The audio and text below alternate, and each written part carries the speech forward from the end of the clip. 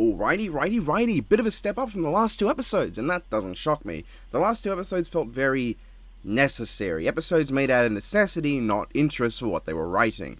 However, I actually liked quite a few elements of this episode.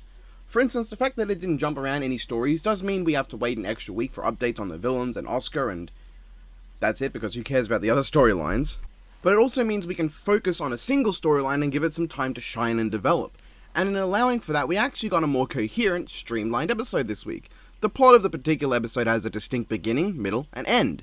The goal is achieved, and the cliffhanger is related directly to the majority of the events of the episode. But it's not perfect, it still has its problems. For instance, I do generally like the idea of the scene with White's Blake and Nora. If anything, because it's a Blake scene without Yang, and it's a scene where members of the 8 main cast interact with people that are not in their teams, outside of a big everyone conversation. And it's a conversation that isn't just about the plot, and I like that. I like getting to just have them interact and talk about what's going on in their lives. Like people, talking about how they feel. It's just that some of the things said imply elements that aren't true. Blake talks about how when you're with someone for so long, they become a part of you, but only a part and not the whole. Nora needs to figure out what's with the rest of her. However, last volume, she and Yang were together for a comedic extent because they just were. Blake and Yang were inseparable. It became a meme. Nora talks about how she's unsure where she is with Ren, which I just feel is the writers going, we have no idea what we're doing, which is true. But most weirdly is the fact that Nora's like, I don't know what I am without Ren, when she's one of the best characters independently on her own, because she's a simple but entertaining character that in recent times they've actually tried adding some depth to. Has it worked? Not entirely, but the effort has been appreciated. The fact that she's like, I'm just a smashy girl, and the others don't bring up that she's also the energetic one, she's the one that's most passionate about protecting Mantle, the one that's always got something to say and something to add, and all these other good things about her that they could have said, but didn't, makes them seem kinda like shitty friends. What extra bothers me is Blake saying that she's never seen Yang and RWBY fight like they did. What? They barely had a fight. Did I miss something? Am I just watching the fucking... Is it just not the full episode where I'm watching it? What? Does the Rooster Teeth website not have the full episode and they just cut out a scene? The argument between them was, I don't want to do this. I do. Things didn't work out in your lead. Hi, I'm Ren. Shut the fuck up, girls. Hi, I'm John. I have a fucking clue because I'm Miles Luna. Do what I say, bitches. And that was it? The implication makes it seem like there was a major blowout. Not that they had a brief disagreement. I mean, sure, we've never seen them had a disagreement outside of the ending of Volume Goddamn 3, but that doesn't mean you can't imply they've had disagreements off-screen. The fact that this is the first time ever across the entire timeline where they've been together and Blake's been around that RWBY and Yang have had a simple disagreement around others is absurd. This really should have been a big blowout between them where they actually got angry with each other. Otherwise, this line about how big they're fighting comes off as really silly. I also still do not know the name of this huntress with no personality. One major thing I do take issue with is Penny's explanation of RWBY's semblance. Now, this might seem like it's nitpicking scientific jargon that's obviously fake, but the fact that they tried to give a scientific explanation means that they want this to be taken seriously, so I'm going to look at it. But first off, RWBY not knowing she can take people with her is absurd, because she literally did that in Volume 4 with Nora. What is she, an idiot? Oh.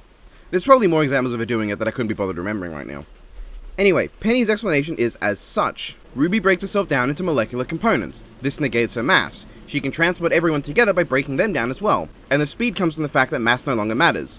Now, the first thing that stands out to me is that, does this mean she can just grab Salem and break her down to her molecular components and just not reassemble her?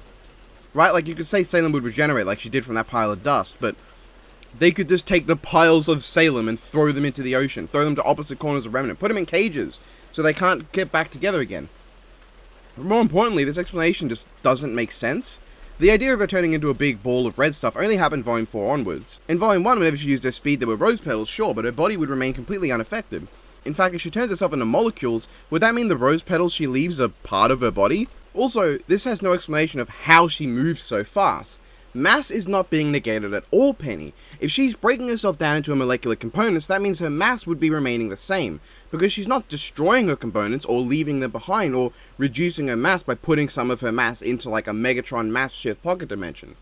RWBY doesn't do anything here that would get around the law of conservation of mass. I guess any Fullmetal Alchemist fans can see the issues with the explanation posited from RWBY. There's no explanation for her superhuman acceleration and velocity. In fact, if mass no longer mattered and she was truly massless, then theoretically she'd be going around near light speed, but she's obviously not doing that.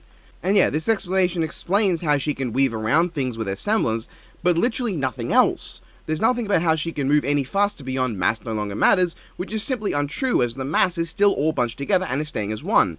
It's converting RWBY from a solid to a semi-solid at best. The thing is, if the mass no longer mattered, then when she reformed, she wouldn't reform with all of her mass, because it would be elsewhere. The fact that she carries her mass to and fro means that she's carrying all of her mass. At best, this is a shitty reason to justify why RWBY can move Penny here when she couldn't in Volume 2, because this time she broke down Penny's mass. Instead of carrying one Penny, she's carrying 50 smaller things that have the same mass as Penny overall. All at the same time, while carrying 3 other people. Sounds idiotic, huh? And I wouldn't even have such an issue if they weren't trying to push a scientific explanation, but it is just nonsense. Oh, and Ironwood is using Watts to hack Penny, which is the sort of borderline evil thing I expect Ironwood to do now that Ironwood has become generic evil bad guy. The willing denial of free will? Yup, cliche evil bad man. This is not just fucking martial law denial of free will, this is straight up complete subjugation of an entire individual's fucking sentience. Jesus Christ, you're evil. Surprisingly, that's all I have wrong with the episode though. The episode overall has several small but fun moments that together make for an overall rather fun episode and viewing experience. And I do greatly value just having a fun experience, and none of these fun snippets really detract from the flow and overall story of the episode. Penny has some of her regular funny moments, like when she's explaining the path they have to take. Nora has some Nora moments, and there's a coffee scene? Oh god, it's really just those two. Yeah, Blake has pretty much no purpose at all this entire episode. In fact, when I think about it, it seems likely that Blake's only purpose in being on this mission is to stop people from saying that Blake only has scenes with Yang, which technically would be untrue, but you know. There's also the action scene with the Aesops, which I like because it's well choreographed, there's actually a moderately competent use of the environment to aid in the fight, and the Aesops actually beat Penny, which does help give them some street cred. Though once again, Maru could have just used his semblance from the start, and then they would be able to bind her, like they were going to do, and that would have been the end. Maru's a fucking idiot! He also says the Aesops were holding back against Team RWBY, which seems kind of weird given if they were holding back and didn't want to hurt Team RWBY, then he should have just used his semblance on them immediately! What a fucking idiot! Like, he has plenty of time when 3 of them are bunched together to just semblance them, have Harriet go off to fight RWBY, and regardless of the outcome, then RWBY's gonna be fighting all members of the fucking Aesops at once. Anyway, that's the episode. It was fine, and that's all I've got to say about it. Solid episode, better than the last 2. Fuck off.